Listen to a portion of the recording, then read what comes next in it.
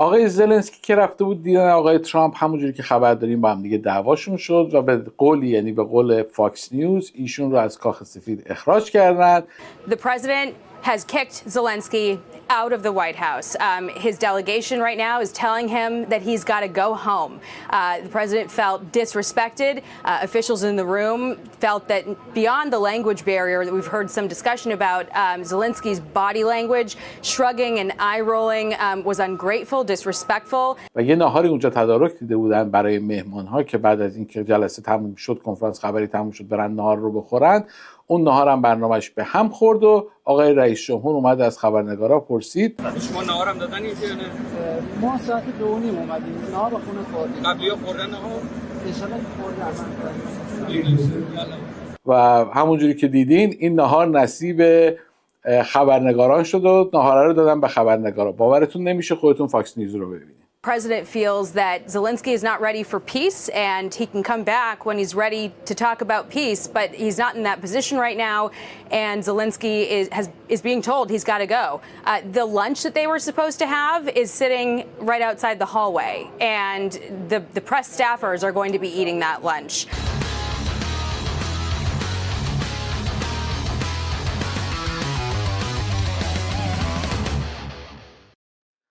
سلام، من مهران مرجنگی هستم، ریل استیت بروکر از شرکت ریمکس و مورگیج ایجنت از شرکت آلتیمت مورگیج اند فایننس سولوشن از تورنتو کانادا. از آفیس خودمون در خدمتتون هستم با مکس ماندی 3 مارچ 2025. بریم با هم دیگه مکس ماندی رو ببینیم. طبق معمول برنامه هفتهمون هم 3 بخش داره. بخش اولش بخش سیاسیه که در بخش سیاسی میخوام با آقای زلنسکی و ترامپ دعوای این دو نفر رو بپردازیم. بعد آقای مارک کارنی و پیر پالیو رو ببینیم. در مورد آقای ترودو میخوایم صحبت کنیم. در مورد آقای داکفورد میخوایم صحبت کنیم. کلی داستان داریم در مورد اینا. تو قسمت دوم برنامه در مورد وضعیت مورگیجا که 1.2 میلیون مورگیج داره رینیو میشه با ریت بالاتر میخوایم صحبت کنیم و وضعیت اقتصادی مردم کانادا که در چه وضعیتی هستن. در قسمت سوم هم میخوایم در مورد دزدی‌های ماشین و اینا و اون برنامه در شهر همیشگیمون بپردازیم. خب از بخش اول که شروع کنیم، موضوع اول رو به خاطر نه اهمیتش، به خاطر اینکه خیلی تازه تر بود و خیلی جالب بود، به موضوع آقای ترامپ و زلنسکی میخوام اختصاص بدم. موضوع آقای ترامپ و زلنسکی از یک نظر برای من خیلی جالب بود. فارغ از اینکه ما طرفدار ترامپ هستیم یا طرفدار آقای زلنسکی هستیم یا هر چیز دیگه، میخوام به این موضوع از نگاه نگوشیشن صحبت کنم، از نگاه چانه زنی. برای اینکه کاری که اینا داشتن میکردن یه دیل میخواستن در حقیقت انجام بدن. کاری هم که ما به عنوان ریل استیت بروکر رو انجام میدیم اینه که یک کاری رو در حقیقت یک دیلی رو انجام بدیم و میخوایم ببینیم که چه اشتباهاتی آقای زلنسکی تو این مصاحبه مطبوعاتی کرد که به اون وضعیت فاجعه بار ختم شد. اینه که با همدیگه بریم تیکه به تیکه اون نکات جالبی رو که من از این مصاحبه در آوردم رو با همدیگه ببینیم و در موردش صحبت کنیم. آقای زلنسکی اینجا به عنوان نماینده مردم اوکراین، یعنی در حقیقت فرض کنید مردم اوکراین کلاینتن، آقای زلنسکی ایجنته. در حقیقت واقعا رابطهشون همین جوریه دیگه، نماینده است. ایجنت هم نماینده شماست در حقیقت خرید و فروش خوده. ببینیم که آقای زلنسکی چجوری این مصاحبه مطبوعاتی رو شروع کرد که آخرش به اون افتضاح ختم شد. اولین قسمتی که خیلی نکته منو جلب کرد اینه که آقای زلنسکی اومده نشسته پیش آقای ترامپ که در حقیقت با همدیگه الایزن، یعنی متحدن، متفقن، در حقیقت توی یه جبهه هستن. و وقتی تو میری با یه آدمی که توی جبهه تو هستش و یه مقدارم باش کلش داری صحبت میکنی، نمیری یکی دیگر رو بیاری به رخش بکشی که اینا اینجوری کردن.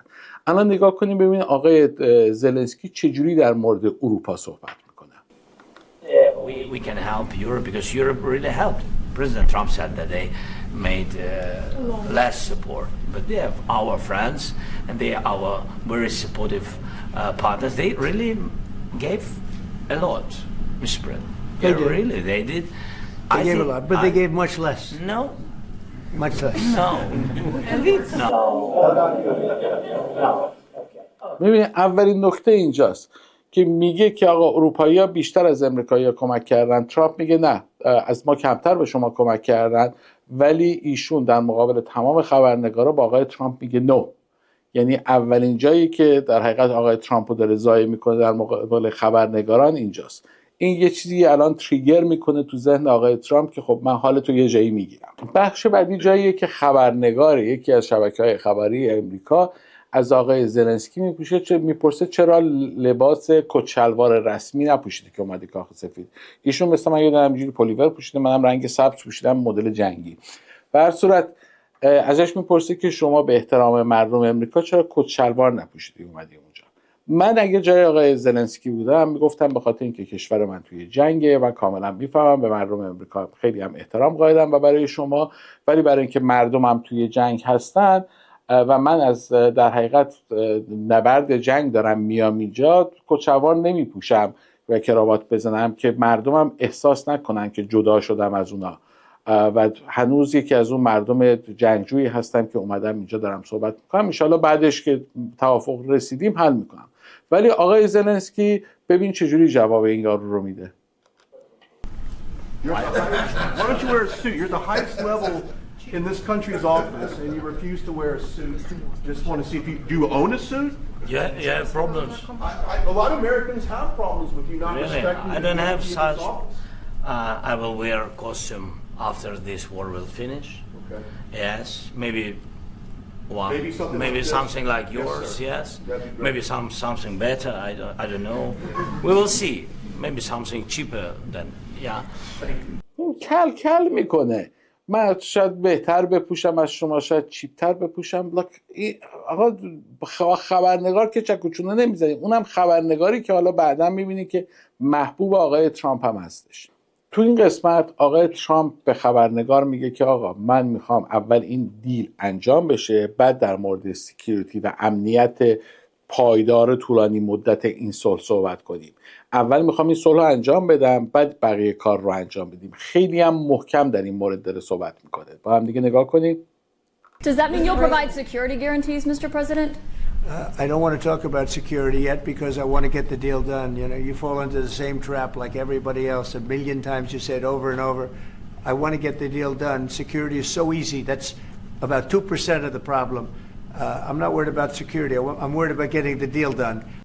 صورت آقای زلنسکی رو نگاه کنید. آقای ترامپ میگه که این کل داستان 98% صلح، 2% امنیت ادامه صلح هستش. ما میایم اونجا، فرانسوی‌ها میان، بریتانیا میان اونجا و فکر نمی‌کنم که این صلح دیگه شکسته بشه و همون موقع می‌بینی که آقای زلنسکی شروع می‌کنه کله‌ش اونجوری تکون دادن که خبرنگار متوجه میشه و بهش اشاره می‌کنه. President Zelensky is shaking When his this head deal no, ends, I really Mr. believe President. this deal is. اینجا همون جاییه که دوباره آقای ترامپ برمیگرده اون خبرنگاره رو که ازش پرسید که کچلوار چرا نمیپوشی رو تحسین میکنه، میگه I think he's a great guy، ولی شما با هم دیگه مثل اینکه رابطه خیلی خاص هم دیگه خوشتون نمیاد. And I do like your clothing, by the way. Yeah, really? Even though I have to, I think he's a great guy, by the way. I don't know if you two like each other, but you know what? I think No, he's dressed. I think he's why? dressed I like this beautifully. guy. I don't know. I think him. he's dressed beautifully. So I have more serious things than answer on such Yes, questions. that's a I will good- answer on more serious good questions if I statement. can. Yes. Yeah. So please, about security guarantees.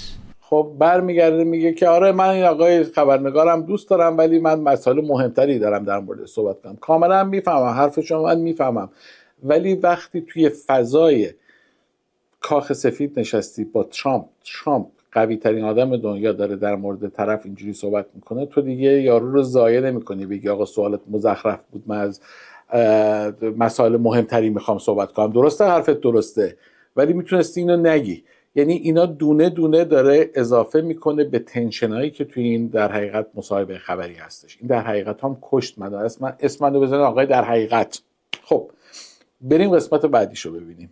آقای ترامپ توی این مصاحبه سعی داره بگه که آقا من وسط داستان نشستم، یه طرف آقای زلنسکی، یه طرف آقای پوتین، من میخوام اینجا صلح ایجاد کنم، من طرف این و اون نیستم. درسته که عملا طرف آقای زلنسکی باید باشه، ولی میگه که آقا من برای اینکه بتونم نگوشییت کنم این داستان رو نمیتونم یه طرف رو محکوم بذارم و برم ازش دیل بگیرم. که خبرنگار اینجا ازش سوال میکنه که آیا شما بیشتر سمت آقای چیز نیستی، بیشتر سمت آقای پوتین نیستی؟ و جواب آقای ترامپ رو ببین. I asked this question that you didn't like because I wanted to know if you want to position yourself in the middle between Russia and Yes. Ukraine, or on the Ukraine side. I'm in the middle. I want to solve this thing. I'm for both. I want to get it solved. And it's wonderful to speak badly about somebody else, but I want to get it solved. If we can solve it, great. If we can't solve it, they're going to have to fight it out, and who knows what's going to happen. خب اینجا کاملا مشخصه که میگه آقا من نمیتونم در مورد یه طرف بد صحبت کنم بعد برم مشکل رو حل کنم. این اشتباهی که خیلی از ایجنت ها من میبینم میکنن. وقتی مثلا ما ایجنت ها با هم دیگه صحبت میکنیم میبینم که طرف مقابل انقدر تند و چیز داره صحبت میکنه که اصلا لاین آف کامیونیکیشن رو داره میبنده. این از اشتباهاتی که خیلی از ایجنت هامون هم میکنن تو این شهر. حالا بریم جلوتر بیشتر براتون توضیح میدم. اینجا باز آقای ترامپ میگه که زلنسکی و پوتین هم دیگه از هم دیگه خوششون نمیاد. زلنسکی کلی در مورد پوتین بد صحبت کرد، این قاتل، بچه‌های ما رو کشته، فلان کرده، بیسار کرده و ترامپ میگه که آقا اینا از هم دیگه خوششون نمیاد ولی من این وسط نشستم نمیتونم طرف یکی رو بگیرم. من اومدم اینجا بشینم وسط و بتونم صلح ایجاد کنم برای اینا. Mr. President, when and how do you envision a trilateral summit with President Zelensky and Putin? I don't know, in but these well, they circumstances? don't like each other. I can tell you that. Okay. They do not like each other. This is not a love match, and it's unfortunate. That's why you're in this situation. The United States should not have allowed this to happen. Okay? The United States, run by a man that didn't know much. I'm going to be very nice. Run by an incompetent person, very incompetent person, should never have allowed this to happen.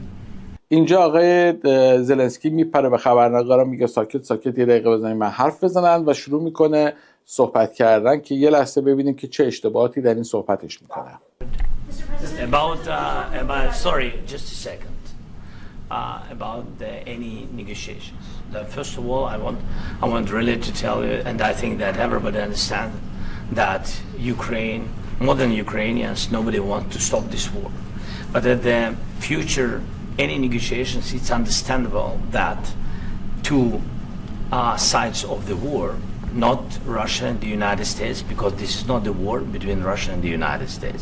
This is war of Russia against Ukraine and Ukrainian people. So these two sides will be at the anyway will be at the negotiation table. Then of course United States, like the strongest partner of the Ukraine. اولین اشتباه رو اینجا میکنه.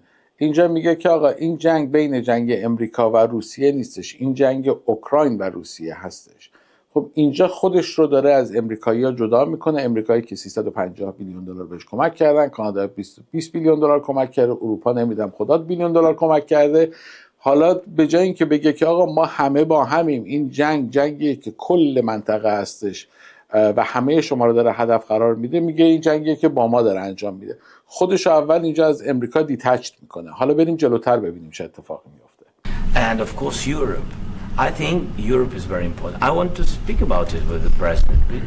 Yes, Europe is very important for us because we really defend Europe for today. All Europeans really recognize that we are defending the line and they have real life and our people are dying. That's why they helped us. And also it's about the NATO. Yes, between, like the president said, you have big, nice ocean. Yes, between us. But if we will not stay, Russia will go further to Baltics and to Poland, by the way. But first to the Baltics. It's understandable for them because they've been in the USSR. You know, they've been one of the republics of the USSR, and Putin wants to bring them back to his empire. It's a fact. ببینید میگه که very important که ما میریم سر میز مذاکره میشینیم. امریکا هست با همون پارتنر. اروپا خیلی مهمه. آقا اروپا رو نرو آقای ترامپه. تو بغل دست ترامپ نشستی 10 دقیقه پیش تو صحبتاش با همدیگه جر و بحث لفظی کردین که آقا کی بیشتر به شما کمک کرده، اروپا کمک کرده یا امریکا؟ ترامپ میگه ما بیشتر کمک کردیم. همونجا باز میپری و در بغل دست آقای ترامپ که نشستی میگی نه اروپا خیلی مهمه. حالا باز ادامه رو ببینید. ترامپ رو نگاه کن، داره هرس میخوره، یواش یواش داره اجیتیتد میشه به قول انگلیسی. And when he will go there, if we will not stay, you will fight. Your American soldiers, it doesn't matter, do you have ocean or not, your soldiers will fight. اینجا یه تیکه میندازه میگه آره بین شما و ما و اروپا یک اوشن بزرگ هست، یک اقیانوس بزرگ هست، یعنی اینکه آقا دست روسیه به راحتی به شما نمیرسه، ما در هدف روسیه هستیم، با شما با فاصله زیاده. اینجا یه خبرنگار میپرسه آقای ترامپ یا جی دی ونس رو میپرسه یا ترامپ رو میپرسه، میگه شما میخواین برین اوکراین رو ببینین، اودسا رو ببینین، اون شهرها رو ببینین؟ که زلنسکی میگه اتفاقا این سوال من بود که آیا اینا میخوان بیان یا نیان. بعد ببین جواب آقای ترامپ چیه و زلنسکی چجوری خرابش میکنه این وسط. Mr. President, would you be willing to visit Ukraine, maybe Kyiv or Odessa, which is going to be at the year of the Black Sea? It was my question. I'm sorry. I don't want to talk about Odessa now. Let's not talk about Odessa. I want to talk about making a deal, getting peace. We don't have to talk about Odessa, but a lot of cities have been destroyed. There are a lot of cities that are not recognizable. There's not a building standing. No, And a lot of... میگه خیلی شهرها در و داغون شدن، قابل شناسایی نیستن، دیگه قابل زندگی نیستن و خب انتظارش چیه؟ انتظارش اینه که آقای زلنسکی هم که بغلش نشسته تایید کنه، بگه که آره ما وضعیت هم مثلا خوب نیست و میخوایم صلح کنیم. حالا ببین زلنسکی چی میگه. نه میگه نه شما باید بیایی ببینی، خیلی شهرهای خوبی داریم، درسته خورده داغون شدن ولی خیلی شهرهای خوبی داریم، بچه ها میرن مدرسه زیرزمینی، زندگی در جریان داریم کار میکنیم، فایت میکنیم. Mr. President, you have to come and to look. No. We have very good cities. Yes, a lot of things have been destroyed, but mostly cities alive and people work and children go to school. Sometimes it's very difficult. Sometimes closer to front line, children have to go to underground schools or online, but we live. Ukraine is fighting and Ukraine lives. This is very important. آقا یارو نشسته داره جلوی میدیا میخواد برای تو صلح جور کنه بعد دو جفت پا میره تو دهن یارو پرزیدنت یونایتد استیتس. من والا نمیدونم این آقا میگن لنگویج بریر داره، یعنی مثلا صد صحبتی داره، ولی این روش نگوشیشن نیست. تو اگه میخوای ترامپ رو بغل دست خودت نگه داری، چه حرفش درسته چه درست نیست، تو باید مواظب باشی. این یه آدمیه که باید باهاش کنار بیای. من یه مصاحبه جان بولتون گوش میکردم. جان بولتون میگفتش که برای ترامپ روابط شخصی خیلی مهمه. میگفت مثلا شینزو آبه نخست وزیر ژاپن اون موقع که میومد پیش ترامپ دور اول، میگفتش که با هم دیگه میرفتن گلف بازی میکردن، هفته یه بار میگفت شینزو آبه زنگ میزد به این، واقعا حالت چطوره، میخواستم حالتو بپرسم، خوبی، چه خبرها، اینا. مرتب میگفت در تماس بود و میگفت همیشه ترامپ اینو دوست داشت، همیشه سعی میکرد منافع این رو در نظر بگیره، اگه خواهشی داشت کاراشو انجام بده. اینجاست که منافع شخصی و روابط شخصی میبینی که چقدر در تصمیمات دولت‌ها و سیاست‌های دنیا تاثیرگذاره. این روابط شخصی رو آقای زلنسکی اصلا تخصصشو نداره به نظر من. یعنی حتی 2 کلاس نگوشیشن ساده میرفتش، خیلی بهتر میتونست این کنفرانس خبری رو هندل کنه. حالا بریم جلوتر ببینیم که دیگه از کجا یواش یواش این لولا داره زیاد میشه دیگه. یعنی منم بودم نشسته بودم میگفتم آقا شهرها اینا داغون شده، بیچاره شدن اینا، من میخوام صلح ایجاد کنم. بعد یارو برای میگشت میگفت نه اصلا داغون نشده، ما خیلی خوب داریم زندگی میکنیم. دشواره خیلی هم جای خوبیه. الان خوبه اینجا. یکی دشواره نداره اینجا، خیلی هم عالی. مدرسه داریم، زندگی میکنیم، کار میکنیم. خب دیگه یارو میگه پس من چیکارم اینجا اگه همه چی خوبه. خب حالا بریم جلوترش رو ببینیم. And maybe it's Putin is sharing this information that he destroyed us. No, he lost 700,000 people, 700,000 soldiers. He lost everything. Yes. میگه شاید این اصلا چیز حرفای پوتینه که میس اینفورمیشن داره میده که ما رو زد و در و داغون کرده. یعنی آقای ترامپ نظر آقای پوتین رو داره اینجا تکرار میکنه. حالا جلوتر میرسیم به قسمتایی که داستان یواش یواش خطرناک میشه. Some people may wonder why. You know, they ought to focus on CNN on survival, not asking me these ridiculous questions. Why you have confidence that Putin won't violate Focus a deal? on surviving, because CNN's got such low ratings. I don't think they're going to survive. People will ask why you have confidence Putin won't violate the deal. I already mentioned Paul. اینجا یه ضد حالی به خبرنگار CNN میزنه آقای ترامپ که دوباره خبرنگار CNN 2 سوال میکنه، میگه این سوال مزخرف چیه شما میکنید، شما بهتری برید این ببینین که چرا ریتینگ CNN انقدر داره میاد پایین. کلا کسی صحبتش رو گوش نمیده.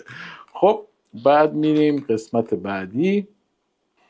بریم قسمت بعدی که قسمت اساسی که دعوا داره شروع میشه و این قسمت آخرش رو که ببینین که چجوری داستان به دعوا کشیده میشه و باز اشتباهات فاحش آقای زلنسکی.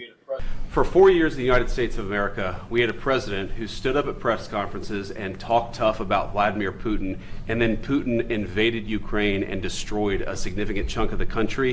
The path to peace and the path to prosperity is maybe engaging in diplomacy. We tried the pathway of Joe Biden of thumping our chest and pretending that the President of the United States' words mattered more than the President of the United States' actions. What makes America a good country is America engaging in diplomacy. That's what President Trump is doing. جدی ونس داره سعی میکنه بگه که آقا کاری که بایدن کرد کار نکرد، ما الان اومدیم با دیپلماسی میخوایم این مسئله رو حل کنیم. خب حالا آقای زلنسکی باش مخالفه، حرف جداییه، ولی روش آقای زلنسکی رو ببین که چجوری ازش سوال میکنه. این دعواهایی که ما مثلا تو خانواده یه سری دوستاینا بحث و جدل میشه، نه آقا وایسا یه سوال دارم ازت. الان همون رفتار رو آقای زلنسکی اینجا میکنه، میگه هی وایسا من سوال دارم ازت، نگاه کن. Can I ask you? Sure. Yeah? Okay. So he occupied our parts, big parts of Ukraine, part of East and Crimea. So he occupied it on 2014. So during a lot of years, so I'm not speaking about just Biden, but those time was Obama, then President Obama, then President Trump, then President Biden, now the President Trump, and God bless, now President Trump will stop him. But during 2014, nobody stopped him. He just occupied and took. He killed people. You know what the contact 2015. 2014. 2014 is 2014. Yeah. So I was not here. Yeah, but That's exactly right. Yes, but during 2014 till 2022, the situation the same. The people have been dying on the contact line. Nobody stopped him. You know that we had conversations with him, a lot of conversation, my bilateral conversation, and we signed with him, me, like a new president. In 2019, I signed with him the deal. I signed with him, Macron and Merkel, we signed ceasefire. Ceasefire, all of them told me that he will never go. We signed him with gas contract. Yes, but after that, he broken this ceasefire. He killed our people and he didn't exchange prisoners. We signed the exchange of prisoners, but he didn't do it. What kind of diplomacy, JD, you are speaking about? What do you mean? اینا میگه این اتفاقاتی که افتاده رو میگه در این 10 سال گذشته بین 2014 تا 2022 در این 8 سال و JD ونس رو میذاره تو کورنر. آخر هم میپرسه شما در مورد چه دیپلماسی دارید صحبت میکنید؟ What kind of diplomacy is this؟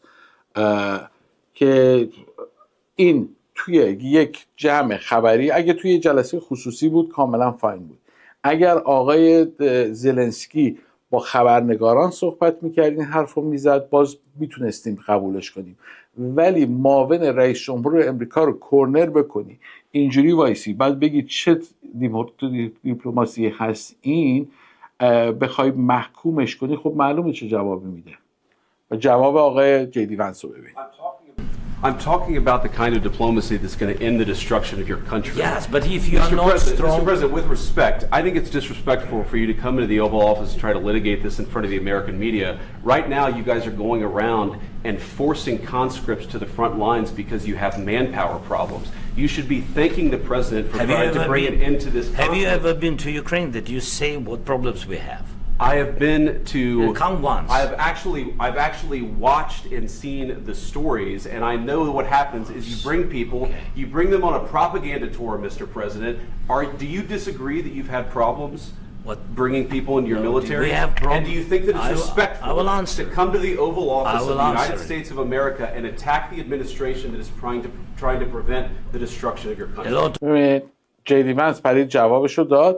بعد حالا این سعی میکنه دی اسکلیت کنه، سعی میکنه یه خورده آرومتر صحبت کنه، میگه اجازه بدین که سوالاتتون من جواب بدم.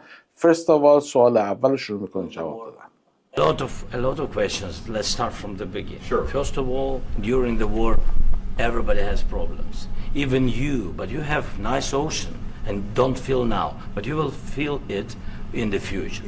God bless. You don't know that. God bless. You don't God know bless. that. You will not You have gotta- a war. میگه که آره شما الان فاصله دارین با راشا، اگه شما این فشار رو بعداً احساس خواهید کرد، یعنی اینکه راشا از ما عبور کنه اروپا رو هم جمع میکنه و میاد حساب شما رو هم میرسه این برای اوشن، که اینجاست که ترامپ هم از کوره در میره که میگه تو اصلا تو پوزیشن نیستی که به من بگی که چیکار ما چه اتفاقی واسمون میفته، تو اصلا کی هستی که به من میگی. Don't tell us what we're going to feel. We're trying to solve a problem. Don't tell us what we're going to feel. I'm not telling you. Because I'm you're in no answering on this position to question. dictate that. That's Remember exactly what this. I'm not You're in dictating. no position to dictate what we're going to feel.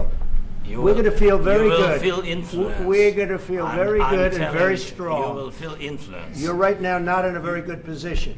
You've allowed From the yourself very- to be in a from very the bad very position, beginning and he of the happens war. to be right about From the it. very beginning of the war. You're not Mr. in a Brown, good position. I was همینجوری داره ادامه میده که you are feeling influence، یعنی میبینی که در آینده تأثیراتش رو شما خواهید دید. داره دوباره اصرار میکنه. ترامپ از کوره در رفته، این داره اصرار میکنه و ترامپ حالا دیگه بیشتر از کوره در میره. You don't have the cards right now. With us, you start I'm having not playing cards. cards. But right now, you I'm don't. very You're playing serious, cards. Mr. President. You're I'm playing very cards. serious. You're gambling I'm the with the president lives in of war. millions of people. بعد اصلا خب انگلیسیش هم که خوب نیستش زلنسکی، معلوم از طرز صحبت کردنش. این اصطلاحیه توی انگلیسی که مثلا میگن که آقا تو کارت نداری، اون آسه رو نداری که این بازی رو ببری. یه بحث سیاسیه. ترامپ میگه you don't have a cards. بعد زلنسکی میگه I'm not playing game. Okay, I'm not playing cards. میگه I'm not playing cards، یعنی من کارت بازی نمیکنم. اصلا نمیفهم که این اصطلاح این داره میگه و نمیدونم. You're gambling with World War III. You're gambling with World War III. And what you're doing is very disrespectful to the country, this country. That's with back all to you. respect to you, Far President. more than a lot of people said very they respect. should have. Have you said thank you once? This A lot entire of meeting? times. No, in this Even entire meeting, today. have you said thank Even you? today. You went to Pennsylvania and campaigned for the opposition in October. Offer some words of appreciation for the United States of America and the president who's trying to save your country. حالا ببین از کجا میاد. برمیگرده میگه تو اکتبر سال گذشته توی در حقیقت مراسم انتخاباتی رفتی تو گروه مخالف با اسم نمیاره، میگه مخالفای ما با کاملا هریس اونجا تشکر کردی از امریکا چقدر به ما پول میداده و فلان و اینا. میگه تو یه بار اومدی تو این اتاق که نشستی، یه بار از اول این مصاحبه تشکر کردی از ما که ما این همه کمکت کردیم، یک کلام هیچی نگفتی تو، ولی با اونا که بودی 10 دفعه تشکر کردی که چقدر آمریکا به ما کمک کرده. Please, you think that if you will speak very loudly about the war, you He's can... not speaking loudly. He's not Yeah. speaking loudly. Your country is in big trouble. Can I Wait a answer? minute. No, Can you've I done a lot answer? of talking. Your country is in big trouble. بازم مدل اشغالاتی های خودمون برمیگرده خیلی محترمانه میگه فکر میکنی مثلا داد بزنی مثلا خیلی حرفت میره، که ترامپ هم میپره وسط میگه این بلند صحبت نمیکنه که خیلی معمولی داره صحبت میکنه. یعنی اصلا این مرد یک ذره نگوشیشن اسکیل نداره، نتونست این کرایسیس رو درست هندل کنه. خیلی راحت تر میتونست این کرایسیس رو هندل کنه، ولی خیلی تنس اومده توی جلسه. احتمالا مشاوره خوبی هم نداره بهش یاد بدن که چیکار کنه و کاملا گند زد به این وضعیت.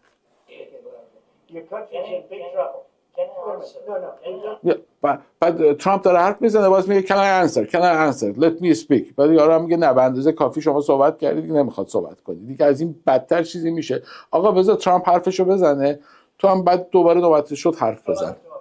Your country is in big trouble. I know. You're not winning. I know. You're not winning this. I, You have a damn good chance of we are coming out staying, okay because of Mr. us. President, we are staying in our country, staying strong from the very beginning of the war. We've been alone, and we are thankful. I said thanks. You haven't. از اول جنگ ما تنها بودیم. آقا این همه اروپا کمک کرده، این همه کانادا کمک کرده، این همه امریکا کمک کرده. اینجا دیگه ترامپ آمپرش میزنه بالا. الان نگاه کن حرکت بادی لنگویج ترامپ رو نگاه کنید که اصلا میزنه تو دستش. You haven't In been this alone. cabinet, You and haven't not been only alone. in this We cabinet. gave you, through I this said stupid president, $350 billion. You voted we gave for you your military president. equipment, You and your voted men for are your brave, president. but they had to use our military. What about if you didn't You have our invited military me. equipment, You invited if me you to didn't speak. have our military equipment, this war would have been over in 2 weeks. In 3 okay? days, I heard it from Putin. In 3 days, this is something Maybe new. less. In 2 weeks, of course, yes. It's going to be a very hard thing to do business like this. بازم اینجا داره کلکل میکنه. ترامپ میگه که اگه اسلحه های ما نبود، کمک های ما نبود، این جنگ 2 هفته‌ای تموم شده بود، یعنی 2 هفته‌ای میباختی. این هم میگه آره دقیقاً همون حرفایی که پوتین داره میزنه. Say thank you. I said a lot of times thank you to American people. Accept that there are disagreements, and let's go litigate those disagreements rather than trying to fight it out in the American media when you're wrong. We know that you're wrong. But you see, I think it's good for the American people to see what's going on I over understand, there. sir. I think it's I very understand. important. That's why I kept this going so long. You have to be thankful. You don't have the I'm cards. thankful. You're buried there. Your people are dying. tell you You're again, running I low on know. soldiers. Don't- Listen, don't please, you're running Mr. low on President. soldiers. It would be a damn good thing. Mr. And then you tell us, I don't want a ceasefire. I don't want a ceasefire. I want to go, and I wanted this. Look. If you could get a ceasefire right now, I tell you, you take it so the bullets stop flying and your men stop getting killed. Of course, we want to stop the war. But you're saying you don't want a But I ceasefire. said to you, I want a with ceasefire. guarantee. می‌بینید کل دعوا سر این بود که آقای زلنسکی می‌خواست بگه که آقا این صلحی که شما دارین میارین در حقیقت ضمانتش چیه که این صلح باقی بمونه. و می‌بینیم که توی صحبت‌ها ترامپ حالا آخرش دوباره جواب خبرنگار بعدی رو ببینیم در مورد ضمانت چی میگه. Ask our people about ceasefire, what they think. That It wasn't doesn't with matter me. for you what That what wasn't this with me. means. It That was wasn't with you. a guy named Biden who was not a smart person. But this That is was your, with, this that was is with your Obama. president. It was your president. Excuse me. That was with Obama who gave you sheets and I gave you javelins. این ضمانتش چیه؟ مردم هم میپرسن ضمانت این سیزفایر چیه، این صلح آتش بس چیه؟ و ترامپ هم میگه اون موقع من نبودم، نمیدونم آقای بایدن بود، آدمی بود که کسی احترام بهش نمیذاشت، الان منم. یعنی آقا رو من اعتماد کن، من میرم اونجا صلح میکنم، رو حرف من اعتماد کن که این صلح برقرار خواهد ماند. و واقعیتش هم که هیچ چیزی ضمانت نداره. خود امریکایی‌ها رفتن برجام امضا کردن زدن زیرش. کی اصلا توی دنیای امروز چه ضمانتی برای چه چیزی وجود داره؟ الان یه خبرنگار یه سوال آقای ترامپ میکنه که آقا ضمانت چی؟ حالا دوباره این همه خبرنگارای دیگه پرسیدن، زلنسکی هم پرسیده، این خانم خبرنگار احمق میاد دوباره همون سوال از آقای ترامپ میکنه. It's going to be a tough deal to make because the attitudes have to change. What if Russia breaks ceasefire? What if Russia breaks these talks? What do we do then? I understand that it's a heated conversation right now. What are you saying?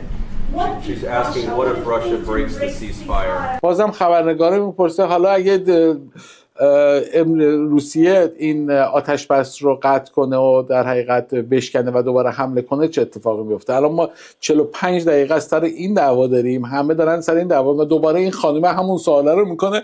حالا ببین آقای ترامپ چی میگه. What if anything? What if a bomb drops on your head right now? Okay? What if they broke it? Okay? What if they broke it? I don't know. They broke it with Biden. میگم من چه میدونم الان یه دونه بمب تو کله تو بخوره من چیکار بکنم؟ خب دیگه نمیشه دیگه، تا یه حدی میشه ضمانت گذاشت. به چی چیزی میشه ضمانت گذاشت؟ خود امریکا امضا میکنه زیرش میزنه، همه مینویسن به موقعش که میرسه زیرش میزنن. چه ضمانتی میخواد دیگه؟ چجوری میشه ضمانت واسه این گذاشت؟ هیچ جوری نمیشه ضمانت گذاشت دیگه. از این ضمانت بیشتر که دو تا کشور همسایه مستقل و نمیدونم تو سازمان ملل مرزشون مشخصه اینا یکی به اون یکی حمله میکنه، چه ضمانتی؟ اینه که آقای ترامپ هم دیگه از کره در رفت و اینجوری داستان تموم شد که آقای زلنسکی رو خیلی محترمانه از کاخ سفید راهنمایی کردن بیرون، ناهارش هم دادن، خبرنگارا خورد. اینه که خیلی مهمه که شما با کی دارین دیل میکنین، چه کسی تخصص اینو داره که بتونه منافع شما رو خیلی آروم ملایم بدون اینکه بذاره توی جنگ و جدال و دعوا و نهایتا مغلوب بشه یا دیل رو از دست بده، بتونه منافعتون رو حفظ کنه. اینه که اگه میخواین خونتون رو بخرین، همه این داستانا رو گفتم، آگهی تبلیغاتی بدم بهتون. اگه میخوان خونه‌تون رو بفروشین، بخرین، مورگیج بگیرین یا اجاره بدین، میتونین با من تماس بگیرین 416 880 68 34 روی اسکرین، یا اینکه برین توی وبسایت meetmax.ca. تو همون ساعتی که خودتون وقت دارین و فرصت دارین 1 ساعت به صورت آنلاین یا 1 ساعت به صورت حضوری با من مشاوره ست کنین. خیلی ممنون که تا اینجا برنامه با ما بودین. موضوع بعدیمون موضوع آقای مارک کارنی و کریستر فرینلند هست در مسابقات رهبری حزب لیبرال که 8 یا 9 مارچ انجام میشه. ظاهرا آقای مارک کارنی جلوتر از اون خانم کریستیا فرینلند هستش و به احتمال خیلی قوی به صورت اتوماتیک آقای مارک کارنی 9 مارچ اگر که رهبر حزب لیبرال بشه نخست وزیر کانادا خواهد شد. حالا چه اتفاقی میفته؟ آقای مارک کارنی اصلا الکتد مردم نیست، یعنی کسی بهش رأی نداده، نماینده مجلس نیست، ولی چون از بیرون اومده و رهبر حزب لیبرال خواهد شد اتوماتیک میشه نخست وزیر کشور. خودش میدونه که رأی مردم رو پشت سرش نداره. حالا چند اتفاق میتونه بیفته. میتونه خودش اعلام کنه که بریم یه انتخابات زودرس داشته باشیم که بستگی داره که نظرسنجی‌ها چجوری نشون میده وضعیتشون. اگر نظرسنجی‌ها در اون زمان خوب باشه سریعا اینا احتمالاً یک انتخابات میذارن و به نظر میاد تو نظرسنجی آقای مارک کارنی اقبال خوبی رو تا بال به دست آورده و اگه احتمالاً اینه که خودش بگه که بریم و انتخابات برگزار کنیم. حالت دوم اینه که مجلس باز میشه و برمیگرده به حالت اول و مجلس رأی عدم اعتماد با آقای مارک کارنی میده، دولتش سقوط میکنه، اون موقع بعد بره دوباره برای انتخابات که احتمالاً فکر نمیکنم خودش میدونه که دولتش سقوط خواهد کرد.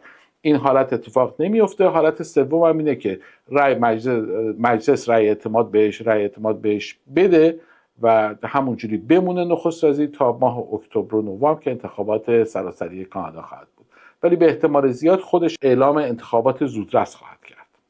حالا آقای مارک کارنی در 2 هفته گذشته 2 تا سوتی اعظم داده. یکی این که در یک مصاحبه انگلیسی و سخنرانی انگلیسی گفته که آره من حتی از امرجنسی پاور دولت، از وضعیت اضطراری دولت، مثل همون کاری که آقای ترودو زمان کووید انجام داد به خاطر تظاهرات کامیوندارایی که اومده بودن اتاوا رو بسته بود و از قدرت اضطراری دولت استفاده کرد و اونا رو بیرون کرد از اتاوا.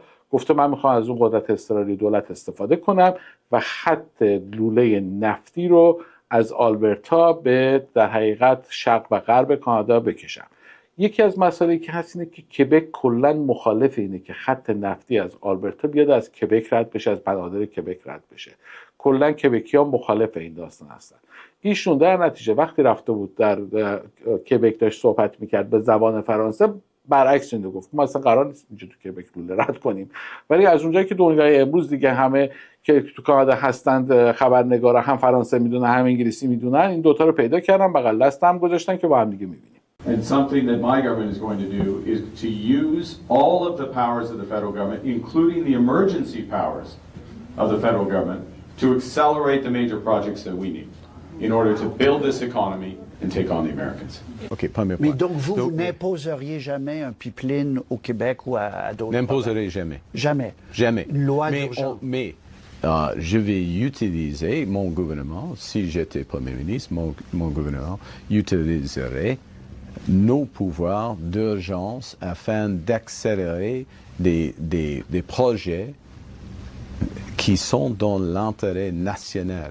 Okay. Mais il faut le décider avec les provinces, avec les Nations Unies. Si une province dit non, vous ne passez pas de tuyau. Oui, absolument. Vous n'imposez jamais pas. au Québec. اتفاق دیگه ای که افتاده، آقای مارک کارنی چرمن یک کمپانی بزرگ اینوستمنت هست توی کانادا. وقتی که ایشون در قبل از سال جدید در آخرای سال گذشته، احتمالاً آخرای اکتبر بوده، متوجه میشن که آقای ترامپ میخواد تعرفه بذاره، همون روزایی که آقای ترامپ صحبت تعرفه ها رو میکنه، ایشون امضا میکنه به عنوان چرمن اون کمپانی که آقا دفتر مرکزی این کمپانی رو از تورنتو منتقل کنن به نیویورک.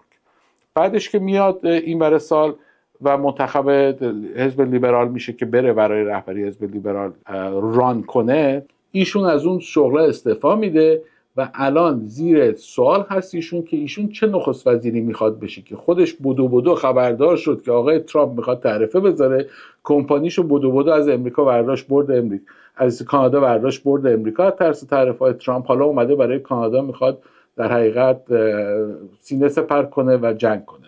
به هر صورت ببینیم که در انتخابات فدرال چه اتفاقی خواهد افتاد و مارک کارنی چه کاری خواهد کرد. میریم بحث بعدی، آقای داگفورد، تدی بیر استان اونتاریو. قبل از آقای داگفورد میخوام یه چیز دیگه بهتون بگم.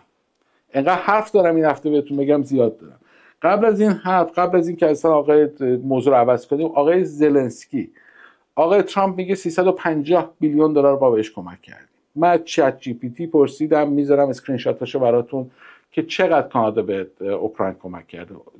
دولت کانادا در 3 سال گذشته 20 بیلیون دلار کمک کرده به اوکراین. الان آقای ترامپ داره میره منابع طبیعی اوکراین رو بگیره، اونجا معدن بزنه، در مقابل پولی که داده سالیان سال از اونها مواد معدنی صادر کنه، از اونجا از اوکراین وارد کنه در قبال اون پولایی که به اوکراین داده. و نمیدونم ما 20 میلیونمون از کی باید بگیریم، کی داره میگیره، هیچ کس در مورد این چیزا حرف نمیزنه. ولی من بازم از چت جی پی تی پرسیدم که آقا اگر بخوایم کل هوملسای کانادا رو جمع کنیم، به مدت 1 سال غذا بهشون بدیم، جا بهشون بدیم، آموزش بهشون بدیم، بهداشت بهشون بدیم، کار بهشون بدیم و اینا رو جمع و جور کنیم، کل کسایی که تو هوملس هستن تو کانادا چقدر خرجش میشه؟ چت جی پی تی گفت 8 بیلیون دلار. یعنی با پولی که ما با آقای زلنسکی دادیم در 3 سال گذشته که الان آقای ترامپ داره میره نتیجهشو برداره بخوره و ما دستان به هیچ جا بند نیست، میتونستیم 3 سال کل کشور کانادا رو بدون هوملس بکنیم. اینه که در این وضعیت ما مجبوریم خودمون دست به دست هم بدیم، سعی کنیم کسایی که مشکل دارن، جا ندارن، غذا ندارن، دیگه حداقل نیاز مردم غذاست. ما افتخارمونه که یکی از اسپانسرهای ریچموند هیل فود بانک هستیم. ماه به ماه کمکشون میکنیم، از هر دیلی که انجام بدیم یه پارت کوچیکی از هر دیلمون میره برای ریچموند هیل فود بانک. یه مبلغ کوچیک $5 $10 $20 هم میتونه حداقل یک وعده غذا برای یه نفر بشه. اینه که در این وضع و اوضاعی که مملکت نه دولت درست حسابی داره، نه نخست وزیر درست حسابی داره، پولاش هم این ور اون ور داره هدر میشه، فعلا تا از این شرایط بگذریم خیلی مهمه که بتونیم دست به دست هم بدیم، کمک کنیم. اینه که اگه میخوایم به ریچموند هیل فود بانک کمک کنین، یا خودتون برین کمک کنین، یا زنگ بزنین، یا برین وبسایتشون، یا اگر هم غذای فاسد نشدنی دارین توی خونتون که استفاده نمیکنین، یه زنگ به ما بزنین، یکی از بچهای تیم ما میاد پیکاپ میکنه خونه شما و میبره اونجا براتون تحویل میده. اگر هم پول نقد داشتین یا چک داشتین میتونیم اون هم براتون انجام بدیم و بریم رسیدش رو از فود بانک بگیریم و براتون بیاریم. مورد بعدیمون آقای جاستین ترودو طبق معمول در روزهای آخری که داشتن میرفتن یک طرح خفن نمیدونم فضایی رو از خودشون در آوردن. یک طرحی که قراره که یک قطار سریع‌السیر از تورنتو به مونتریال انجام بدن، قطاری که با سرعت 330 کیلومتر تا 350 کیلومتر اینا قراره حرکت کنه. Today I'm announcing the launch of ALTO, the largest infrastructure project in Canadian history. The multi-billion-dollar high-speed plan for Canada's busiest corridor. که قرار استادی کنن تا سال 2030، 4-5 سال فعلا استادی کنن، یه بخور انشالله شاید در 100 سال آینده یه پروژه انجام بده. ما همین خط لاین 5 یانگو اگلینتون الان 10 سال دارن کار میکنن، 4-5 بار گفتن افتتاح میشه، در این تاریخ افتتاح میشه، بعد دیگه اینقدر آبروریزی شد آخرش گفتن که آقا اصلا دیگه تاریخ بهتون نمیدیم که افتتاح میشه. اینه که آقای ترودو دمدمای رفتن هم باز نمیدونم چرا خودش یه چیزایی به در میکنه که آدم واقعا شاخ در میاره که آقا این اصلا در مورد چی داره صحبت میکنه. آقا برو دیگه. به هر صورت آقای داگفورد، تدی بیر استان اونتاریو، با اکثریت قاطع آرا انتخاب شد در انتخابات هفته گذشته. مردم شهید پرور اقصا نقاط استان اونتاریو رفتن به ایشون رأی دادن و ایشون برای سومین بار شد پریمیر استان اونتاریو. خیلی هم خوشحال و خندان و اینا اومد گفتش که آقا من 4 سال دیگه ایجاد نخست وزیرم توی استان، پریمیر هستم یا وزیر اول هستم، ترجمه دیگهش وزیر اول استان هستم و در مقابل ترامپ در نبود دولت فدرال در مقابل آقای ترامپ جنگ خواهم کرد. Thank you so much. Thank you. Boy, what a crowd. Thank you so much, and what a night, and what a result. Thank you so much. Together we have made history. Together we have secured a strong, historic third majority mandate. A mandate to protect Ontario from the bottom of my heart. I thank you for being here, for sharing this incredible moment with me. To the thousands of volunteers right across this province who braved the cold, who knocked on over 2 million doors, tonight belongs to you. Thank you. I want to begin by thanking Carla and my daughters for your endless support. I couldn't do this without you. I also want to thank Marit Stiles, Bonnie Crombie, Mike Schreiner, and every single person who put their name on a ballot. We can disagree on policy, but there's no question at all. Each one of them loves our province, and each one of them loves Canada, the greatest country on earth. در قسمت دوم برنامه‌مون می‌خوایم در مورد وضعیت اقتصادی مردم کانادا صحبت کنیم. در این وضع اوضاع خراب اقتصادی RBC یه دونه ریپورتی داده بیرون که 55% مردم کانادا از نظر مالی دیگه فلج شدن، پارالایز شدن، یعنی اینجوری شدن همه دیگه. اگه شما هم جزو اون آدمایی هستین که اینجوری شدید از نظر اقتصادی، فکر نکنید که فقط شما تنها هستین. 55% یعنی بیش از نیمی از مردم این کشور به این وضعیت دچار شدن. تقصیر شما نیست، تقصیر اونی که اون بالا نشسته قطار سریاسر میخواد براتون درست کنه، 20 میلیون دلار کمک میکنه به اوکراین به جای اینکه به فکر شما باشه. We talk about possibly leaving Canada because why should we stay here? Just be overtaxed, underserviced, healthcare sucks, education sucks, government is bloated. A new RBC poll found 59% of British Columbians feel financially paralyzed due to rising costs, 4% higher than the national average. This even as inflation drops to the Bank of Canada's 2% target. اینه که در انتخابات بعدی حواستون باشید به کی رأی میدیم. به نظر من کانادا یک تغییرات عمده میخواد. نه اینکه پیر پالیو رهبر حزب محافظه‌کار پیغمبر بهتری باشه، یا مثلا آقای مارک کارنی چون بانکدار بود و سابقه مالی داره بهتر میتونه هدایت کنه. من فکر میکنم تغییرات اساسی میخواد.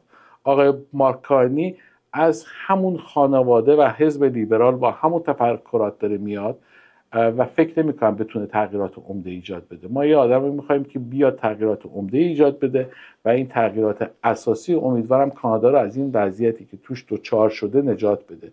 وضعیتی که تقریبا همه کلافه شدن، یعنی هر روز من اگه تعداد تلفنایی که مردم زنگ میزنن خونه‌شون رو از دست میدن، مورگیجشون رو نمیتونن بدن، اجارهشون رو نمیتونن بدن، مالک زنگ میزنه مستاجرش پول نده، این حجم تلفن‌ها رو من به هر کدومتون بدم سر از تیمارستان در میارین. اینقدر وضعیت خرابه. چون من این برای کار هستم و میبینم و مردم زنگ میزنن با من در دل میکنن، حرف میزنن، مشاوره میگیرن، میبینم وضعیت چجوریه. وضعیت خیلی بده و تنها کاری که میتونیم بکنیم اینه که مشارکت کنیم. مشارکت.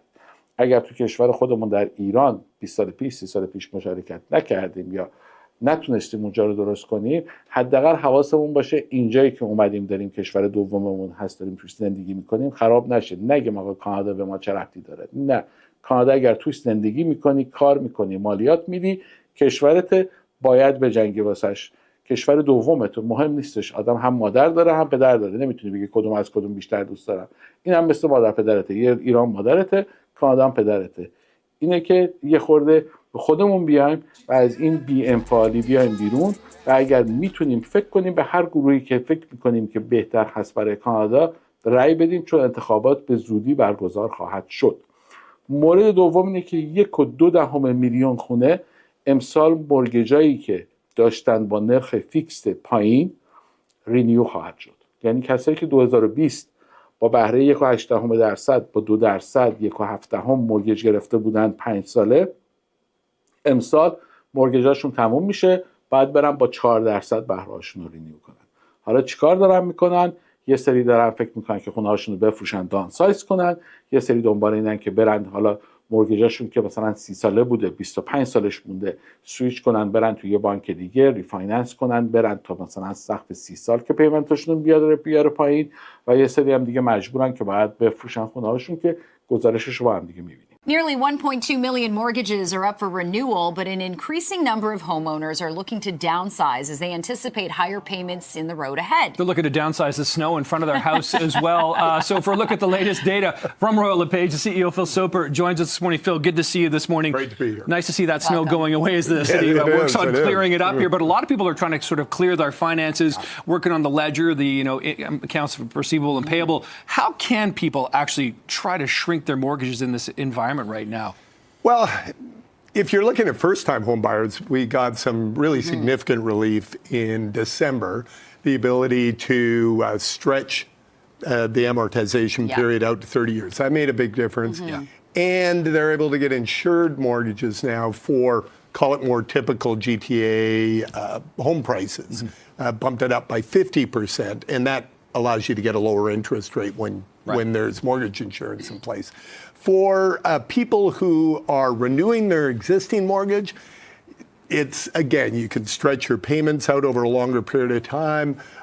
You can take, depending on the lender, you can take some more risk in terms of potentially taking a variable rate mortgage if that's lower, where the risk moves from the from you from the lender to you on the whether rates go up in the future. And of course, we're in a falling interest rate environment, so that makes a lot of sense. Yeah, falling interest rate environment, but a lot of uptick in uncertainty with this ongoing U.S. tariff threat and what's to come and how that could influence inflation. So, Phil, a lot of people that are, set to renew their mortgages, when they signed up initially, they were paying like under 1%. It was super low, and now it's expected to be higher. But if they do go to variable, which interest rates are falling, how will that, are they sitting on the bench waiting to see what happens with, Donald Trump and these tariffs? Yeah, President there's Trump? two scenarios that could play out with the Trump tariffs.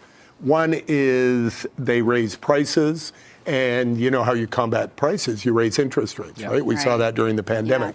But I think the more likely scenario is it's essentially an attack on the economy. It's like COVID-19 in a different format. Exactly. And so the Bank of Canada wants to shore up households, shore up businesses, so they actually lower rates. It may accelerate the rate at which rates are coming down. اما گزارش پلیس یورک ریجن فیلمی رو داد بیرون که من اصلا شاخام اینجوری در اومد. این فیلم نشون میده که 2 نفر آدم توی محله کینگ، یعنی تانشیپ آف کینگ، همون کینگ سیتی که در حقیقت زیر اوک ریج و شماره ریچموند هستش، توی منطقه نوساز 2 تا پیت بنزین با هم دیگه برمی‌دارن از تو ماشین میرن، 2 تا خونه رو بنزین میریزن، خونه‌ای که تقریبا آماده شده بود تا کامل کنه حداقل 3 میلیون 4 میلیون دلار میارزه، بنزینا رو ریختن و فندک رو زدن، آتش زدن، خونه رو اومدن بیرون. حالا چرا این کارو کردن نمیدونیم. بعضیا میگن خود بیلدرها آتش میزنن، بعضیا میگن خریدارا چون خونه هاشون دیگه ارزون تر شده در قیمتی که خریدن خودشون میرن آتش میزنن، بعضیا میگن مخالفینن، بعضیا میگن موافقن، که بعضیا میگن کار منافقینه. دیگه نمیدونم دسته کیه دیگه، خودتون حدس بزنین دسته کیه. من نمیدونم، شایعه پراکنی نمیکنیم در این مورد، ولی فیلمش رو با هم دیگه نگاه کنیم که خیلی جالبه.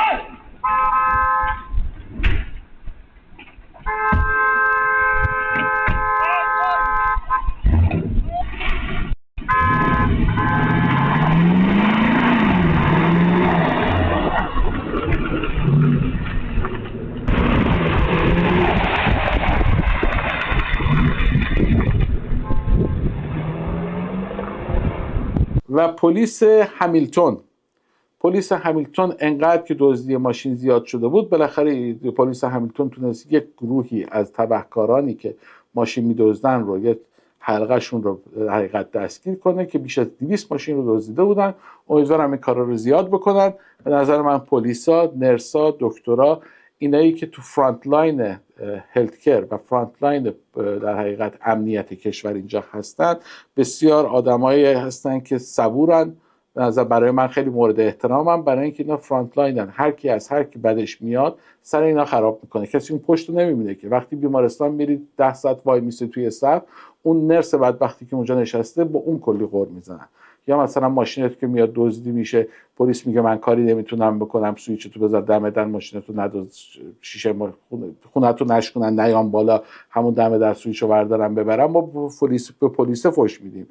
در صورتی که اینا سیستمه که اون پشت سر اینا هست و اون سیستما خرابه و ما باید رأی بدیم که اون سیستما درست بشه. چون بعد خدا پلیسا، دکترا و پرستارا کلی وقت و انرژی و جونشون رو دارن میذارن که خدمت کنن به جامعه‌ای که ما توش هستیم. Hamilton police say they've taken down a large auto theft ring that was reselling stolen cars locally and shipping them internationally. Investigators say over 200 vehicles were stolen by a group of people and allege that some businesses were facilitating the crimes. Kelly Botello has the details. For over 1 year, Hamilton police have been investigating a group of people they say are part of an auto theft ring in the city and beyond. Approximately half of the vehicles recovered in this investigation were stolen from Hamilton. The remainder were taken from across the greater Hamilton, Toronto area. Surveillance footage released by police shows that with new technology, stealing vehicles can be fairly simple, all while unsuspecting victims are fast asleep. Police say the stolen vehicles were sometimes re-VINed for resale locally, and other times the cars or parts were shipped overseas. امیدوارم برنامه این هفته‌تون خوشتون اومده باشه. خیلی حرف زدم، برنامه طولانی شد. به هر صورت خیلی ممنون که برنامه ما رو دنبال میکنین، شیر میکنین، سابسکرایب میکنین، لایک میکنین. تا هفته آینده، خدا نگهدار.